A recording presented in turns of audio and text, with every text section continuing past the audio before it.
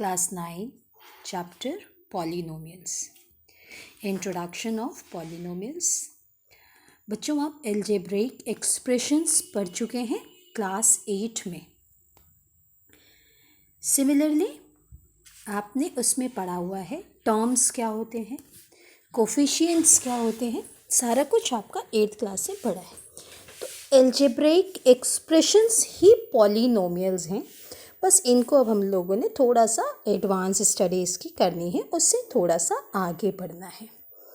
तो जैसे आप पढ़ते थे 2x² + 3x + 2, what is this? Algebraic expressions, जिसमें टर्म्स कौन कौन से हैं? First term 2x², second term 3x, third term 2. तो एल्जेब्रिक एक्सप्रेशन था, किससे बना था?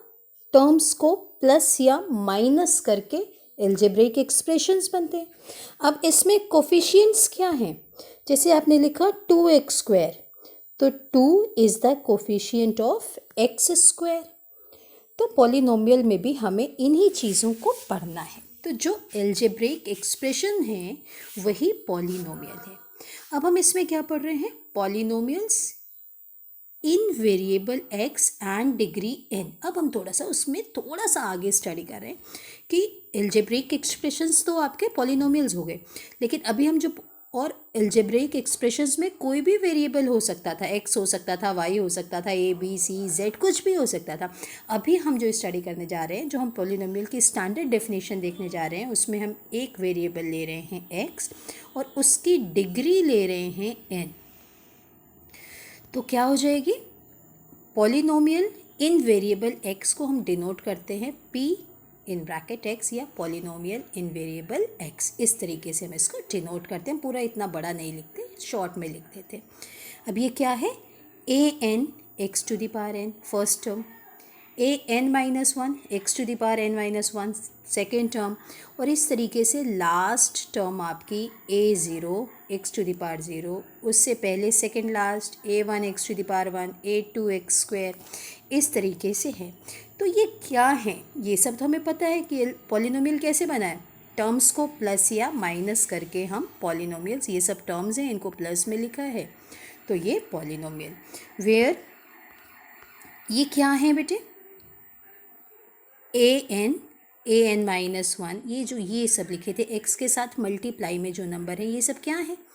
ये कोफिशिएंट्स हैं डिफरेंट एक्सेस के और रियल नंबर्स हैं. रियल नंबर का मतलब नेचुरल हो सकता है, होल नंबर हो सकता है, इंटीजर हो सकता है, रेशनल हो सकता है, इरेशनल हो सकता है. कौन?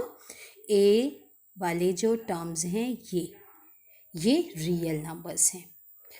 बट जो n है, जो x की हाईएस्ट पावर, ये 0, फिर 1, फिर x की पावर यहाँ पर 2 है, लास्ट के फर्स्ट टर्म हमारा क्या है? x⁴n. तो x की जो हाईएस्ट पावर है ये कभी भी निगेटिव नहीं होना चाहिए. तो ये क्या है? नॉन निगेटिव इंटीजर है. जो n है, जो हमने x की पावर में डिनोट किया है, ये कैसा है? ये नॉन निगेटिव इंटीजर है, यानी कि पॉजिटिव इंटीजर है, और 0 भी हो सकता है, सिर्फ निगेटिव नहीं हो सकता. मतलब ये n क्या है? होल नंबर है. अब आगे बढ़ते हैं, इसको और एक्सपेंड करते हैं. px क्या हो गया? एल्जेब्रिक एक्सप्रेशन है, हमें पता है, जिसके टर्म्स, फर्स्ट टर्म क्या है इस एल्जेब्रिक एक्सप्रेशन का? First term an x⁴n, second term ये. इसी तरीके से इसमें बहुत सारे टर्म्स हैं ये. अब कोफिशिएंट ऑफ x⁴n, x⁴n का कोफिशिएंट क्या है? an. x⁴n-1 का कोफिशिएंट क्या है? an-1. x² का कोफिशिएंट क्या है? a2. x1 का कोफिशिएंट क्या है? a1. और ये a1 a2 क्या है? रियल नंबर्स, 1 2 3 4 -1 -2 कुछ भी, √1 √2 कुछ भी, तो ये रियल नंबर्स हैं. तो ये सब कोफिशिएंट ऑफ डिफरेंट एक्सेस हैं, different powers of x. Now degree of polynomial की अभी हमने बात करी, डिग्री एन। डिग्री एन का मतलब क्या है, किसी भी पॉलिनोमियल में एक्स की जो हाईएस्ट पावर है वही उसकी डिग्री है। तो degree of the polynomial is highest power of x. अब हमने कहा इसकी डिग्री एन है, यही तो कह रहे हैं कि ये जो पॉलिनोमियल है इसकी डिग्री एन है। अगर इसकी डिग्री एन है तो एक कंडीशन होनी चाहिए कि ये जो इसका कोफिशिएंट है ये कभी भी ज़ीरो नहीं होना चाहिए। मतलब अगर इसकी डिग्री एन है तो ये जो इसका कोफिशिएंट है ए एन, ये ज़ीरो नहीं होगा, क्योंकि अगर ए एन ज़ीरो हो जाएगा तो ये वाला टर्म ज़ीरो हो जाएगा। तो इसकी हाईएस्ट पावर एन नहीं रह जाएगी, क्या रह जाएगी, एन माइनस वन। तो इसकी डिग्री चेंज हो जाएगी। तो याद रखेंगे, degree of the polynomial is highest power of x, but x की पावर जो एन है उसका कोफिशिएंट ज़ीरो नहीं होगा। नाउ कितने टर्म्स हो सकते हैं, कितने टर्म्स हो सकते हैं, जो इसकी हाईएस्ट पावर है या जो डिग्री है उसमें प्लस वन कर दो तो इतने ही टर्म्स किसी भी पॉलिनोमियल में मैक्सिमम हो सकते हैं। मिनिमम तो कुछ भी हो सकता है, ज़ीरो भी हो सकता है, ज़ीरो टर्म है, ज़ीरो है उसका एक टर्म, ठीक है।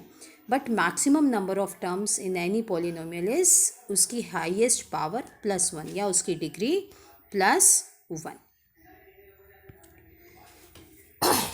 Now, polynomial can take any number of terms, मतलब मैक्सिमम तो वन प्लस इट्स डिग्री, इसकी डिग्री से एक ज़्यादा, मैक्सिमम नंबर ऑफ टर्म्स इतने, लेकिन minimum number of terms one term जो कि ज़ीरो भी हो सकता है, टू टर्म्स, थ्री टर्म्स, कुछ भी हो सकते हैं। अब पॉलिनोमियल्स को क्लासीफाई कैसे करते हैं, मतलब कितने टाइप में हमने इनको बांटा है। तो क्लासिफिकेशन इसका है, दो तरीके से हम करते हैं। एक तो हम टर्म्स के बेसिस पर करते हैं और एक हम इसकी डिग्री के बेसिस पर इसको क्लासीफाई करते हैं, डिफ्रेंशिएट करते हैं। अब टर्म्स पे पहले देखते हैं। अगर वन टर्म है, जैसे हमने लिख दिया एक्स की पावर 10, सिंगल टर्म है ना, मोनोमियल। टू टर्म्स हैं, x to the power 10 plus one, दो टर्म हो गई, बायनोमियल। थ्री टर्म्स हैं, ट्रायनोमियल। जैसे मोनोमियल का एग्जांपल लिए मैंने 2x, monomial, 2 single term without any variable. अगर 2 है तो इसका वेरिएबल क्या है, x टू द पावर 0, और किसी भी चीज़ की पावर 0 होती तो वो क्या हो जाता है, 1। 5x क्यूब, सब मोनोमियल हैं, सिंगल टर्म है, बायनोमियल, 2 टर्म्स, ट्रायनोमियल, 3 टर्म्स। तो इस तरीके से हम लोगों ने टर्म्स के बेसिस पर इस पॉलिनोमियल्स को क्लासीफाई किया है। डिग्री के बेसिस पर कैसे किया है, डिग्री वन, मतलब जैसे आपने पढ़ा 10x प्लस 5, एक्स की पावर कितनी है, 1, तो इसकी डिग्री कितनी है, 1, तो इसको क्या कहेंगे, लीनियर पॉलिनोमियल। डिग्री 2 लिखा, एक्स स्क्वायर प्लस 1, डिग्री कितनी है, 2, एक्स स्क्वायर प्लस एक्स भी लिख सकते थे। डिग्री क्या है, हाईएस्ट पावर एक्स की 2, यहाँ पर तो 1 है तो डिग्री क्या हो जाएगी इसकी 2, तो डिग्री 2 है तो ये कैसा पॉलिनोमियल है, क्वाड्रेटिक पॉलिनोमियल। डिग्री 3, जब अगर डिग्री 3 है कैसे लिखें, x cube plus 2x plus 1, कैसे भी, केवल एक्स क्यूब भी अगर लिख देंगे तो ये भी एक पॉलिनोमियल है जिसमें वन टर्म है। तो इसमें डिग्री क्या है, हाईएस्ट पावर ऑफ एक्स 3, तो ये कैसी पॉलिनोमियल हो गई, क्यूबिक पॉलिनोमियल। अब एक केस लेते हैं कि क्या 2 सिंगल टर्म हमने लिया, क्या ये पॉलिनोमियल है, तो यस 2 को हम कैसा लिख सकते हैं, 2x टू द पावर 0, तो ये भी पॉलिनोमियल है इन वेरिएबल x, बट इस डिग्री कितनी है इसकी, 0, तो डिग्री 0 है तो 2 ऐसा बन जाएगा। और इस पॉलिनोमियल को हम कहते हैं कांस्टेंट पॉलिनोमियल, जिसमें सिर्फ कांस्टेंट हो और x ना हो, लेकिन इसकी डिग्री कितनी है, degree is always 0। Take another case, क्या 0 एक पॉलिनोमियल है, ज़ीरो। आप पॉलिनोमियल, क्या ज़ीरो पॉलिनोमियल है? हाँ, क्यों नहीं है। ज़ीरो को हम कैसा लिख सकते हैं? कितनी भी टर्म लिख दें, सबका कोफिशिएंट ज़ीरो बना दें।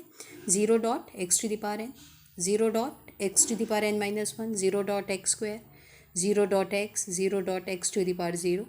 सब आंसर तो ज़ीरो ही देंगे क्योंकि कोफिशिएंट तो ज़ीरो ही है, तो रिजल्ट भी कितना मिलेगा? ज़ीरो। तो इट इज़ ज़ीरो पॉलिनोमियल है। तो ये भी कांस्टेंट, हमें ज़ीरो मिल रहा है, लेकिन अगर कांस्टेंट में ज़ीरो आ गया तो इसको स्पेसिफिक नेम दे दिया गया है ज़ीरो पॉलिनोमियल। अगर ज़ीरो पॉलिनोमियल भी कांस्टेंट पॉलिनोमियल है, ध्यान रखिएगा। Zero polynomial is also a constant polynomial, but इसमें कांस्टेंट टर्म ज़ीरो है, इसलिए इसको स्पेसिफिक नेम दे दिया गया है ज़ीरो पॉलिनोमियल। कांस्टेंट पॉलिनोमियल और ज़ीरो पॉलिनोमियल में डिफरेंस क्या है? कांस्टेंट पॉलिनोमियल में भी वन टर्म, और हम देख रहे हैं कि ज़ीरो पॉलिनोमियल में भी वही है। तो फिर डिफरेंस क्या है? डिफरेंस है उसकी डिग्री का। Degree of non zero constant polynomial, मतलब 2 है, 3 है, 5 है, ऐसा पॉलिनोमियल है। तो हमने कहा इसके साथ x का क्या वेरिएबल है?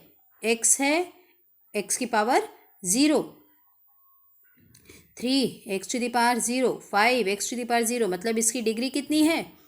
नॉन ज़ीरो कांस्टेंट पॉलिनोमियल की डिग्री ज़ीरो है। जबकि ज़ीरो पॉलिनोमियल की डिग्री क्या है?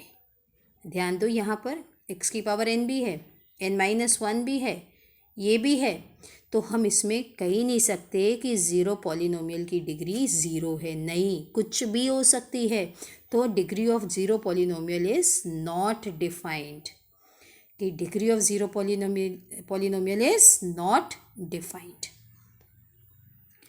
Now standard form of linear polynomial in x. Linear मतलब जिसकी डिग्री वन हो। और वेरिएबल कौन सा लेना है? एक्स। तो स्टैंडर्ड फॉर्म क्या है? ए एक्स प्लस बी, जैसे 2x प्लस वन। तो ये क्या हो गया? स्टैंडर्ड फॉर्म है। और इसको हम ए बी के फॉर्म में लिख के दिखाते हैं कि स्टैंडर्ड फॉर्म हमारा इस तरीके से है। तो ए एक्स प्लस बी, लेकिन ये लीनियर है, इसलिए एक्स वाला, एक्स का कोफिशिएंट ज़ीरो नहीं होना चाहिए। तो हमने लिख दिया कि A is not equal to zero, A and B are real. क्यों? ए क्यों नहीं ज़ीरो होना चाहिए? क्योंकि अगर ए ज़ीरो हो जाएगा तो ये पूरा ज़ीरो हो जाएगा और ये केवल कांस्टेंट बन जाएगा, कांस्टेंट पॉलिनोमियल, ना कि लीनियर पॉलिनोमियल जिसमें एक्स की पावर वन होनी चाहिए। Quadratic polynomial in x, standard form x square plus b x plus c. अब क्वाड्रेटिक है मतलब जिसमें एक्स की हाईएस्ट पावर टू है। तो एक अगर ये वाला टर्म ज़ीरो हो गया तो ये क्या बच जाएगा? लीनियर बच जाएगा। इसलिए यहाँ पर हम कंडीशन क्या देते हैं कि एक्स स्क्वायर का जो कोफिशिएंट ए है ये कभी भी ज़ीरो नहीं होना चाहिए, और ए बी सी क्या है? रियल है। क्यूबिक पॉलिनोमियल, एक्स की हाईएस्ट पावर थ्री। अब क्यूबिक पॉलिनोमियल है मतलब जिसमें एक्स की हाईएस्ट पावर थ्री हो, डिग्री थ्री हो। तो अब इसका अगर कोफिशिएंट ज़ीरो हो जाएगा, ए ज़ीरो हो जाएगा, तो ये टर्म हट जाएगा, क्या बच जाएगा? क्वाड्रेटिक। इसलिए इसमें कंडीशन क्या लगाते हैं कि coefficient of x cube is not equal to zero, A B C are real numbers. तो बच्चों ये जिस्ट थी आपकी एक, कि आप पॉलिनोमियल्स पढ़ना शुरू करें और समझें। आपकी बुक में इंट्रोडक्शन दे रखा है, इसको पढ़ें और उसके बाद फिर हम एक्सरसाइजेज स्टार्ट करेंगे।